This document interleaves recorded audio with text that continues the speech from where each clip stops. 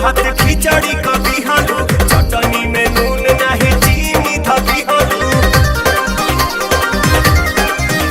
अरे कइलू बनाने भात खिचड़ी कभी हलू चटनी में नून नहीं चीनी धबी हलू। अरे दूसर घरे रह तू त सास करी आई थी मार मिलना तोहे सारी आई थी ससुर सफे देते नया नवा रहे कहा दे नवा रे गोरी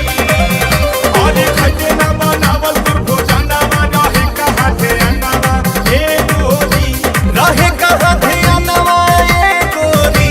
रहे कहा थे नवा ए गोरी हो डाललू न दाल में फोड़ा नवा रहे कहा थे नवा ए गोरी अरे लालू ना दूध में जोड़ा नवा रहे कहा थे नवा ए गोरी।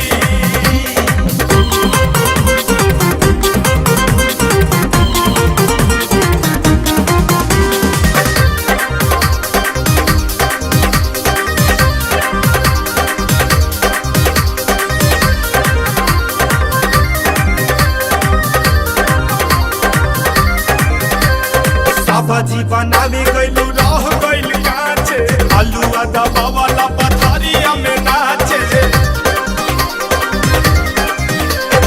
सब्जी बनावे गइलू रह गइल काचे हलवा दबा वाला पथरिया में नाचे अरे हमारा से काहे बाड़ू